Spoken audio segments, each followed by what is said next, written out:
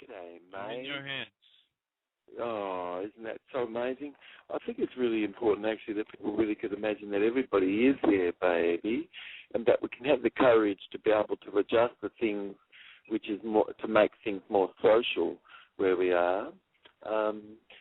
You've got people who are not saying anything, of course, and they're, what's the word, Cam? They're enabling. And then you've got people who can see that something's going on, because people don't really say anything. And then you've got people who really want to compensate for that. And then you've got people who are over, talking, and they're talking because they've got something going on deep inside of the story. And then the person who's not talking, that's their form of communication. And they can be very similar to each other, Yeah. Mm-hmm. I think that eye awareness really is equivalent to truth possibility for one to really be free within themselves. And a person should do what they can to have everything more be about their own personal development within themselves, to be eye aware. And as they are eye aware, then one is loving. And until such a time as they should really be doing everything they can to be open and everything, But it's a big old fall if persons just thought that they were separate and things, and then all sorts of thinking can have created that in the past, But eye equivalence really is eye awareness is equivalent to freedom from conformity and freedom from conditions and tradition and things put on you, that you've developed this voice inside you, see? And then eye awareness really is equivalent to having no pattern necessary of any predictable routine either, you see? Because if you've got a predictable routine, something stuck has existed, So if a person always is talking flat, strap, and very high, and they're in a very visual mode, and they're always causing people to other than remain more in their beingness in themselves. And it's like the children are really playing beautifully, and they're playing train. And then an adult comes along and reminds them that it's a cardboard box. I mean, they've broken the trance, you see, and things. But our beautiful state of being really is more inside ourselves in our playfulness. But why do we have to be continuously focused to have to survive, you see? But that's an eugenic sort of a program being run, where any fear sort of could be instilled sort of thing. It could have created for the unsuspected blood other than to remain really nicely, you know what I mean, in your brain. And to blood to remain very nicely, perfectly as you're grounded nicely, in your body. And why not just sort of relax your shoulders a little more? You know what I mean? You can't tell me you can't relax your shoulders a little more. I mean, gee, people's stomachs have to be relaxed more. Most people are really unaware of that sort of stuff. But this is the sort of thing which the native would really care very much for the professor in you, the disembodied, heady, didactic professor in you, to be aware that there could be something else going on. And if your experience, and you experience your experience, and when you die, what happens to that? Oh, how lovely was that? That was the biggest illusion you could ever imagine, fully. And then people were just all about their experience, this experience, that experience, and that just really isn't anything. But how many people really have been on a team? But if you had kinship remained, you've been on a team and you've had a team and you've got some 35 people around you or something more, and you're really on a team, and the people are working on a team, you see, because this is really a family dynamic, and then you get to see the things going on. But if you, what is it called when a nuclear explosion happens above ground somewhere? What's that called? Do you know? Nope. It's called ground zero. Mm. Yeah, and you know, if you're in a world where a count can easily play the black hats off against the white hats, you know, and the black hats against the white hats, and then people can really be trained to fight the black hats and the white hats, and you know, and then all the discussion can be just so far downstream down there. It's called the bottom of the cocky's cage. It's really a level of groveledness. Could we say that? Yes. It's sort of like a decidedness. You know what? Intellect won't work, of course. Goodwill won't work, apparently. But how could goodwill work if you've got a goat jumping on top of another goat? Do you know what I mean?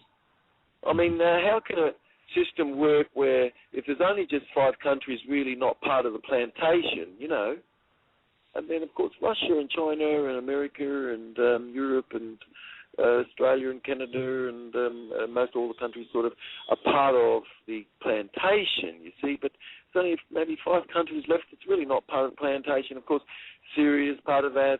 Jordan certainly is, you know. Iran certainly is, you know. And then, of course, Cuba and North Korea are sort of not part of the banking club, I guess, or something, really, you know, but everything else is sort of really just only one plantation, not really 2 or 3. But people are really led to believe that they're in, you know, a separate sort of plantation somewhere with its own name and things, you know,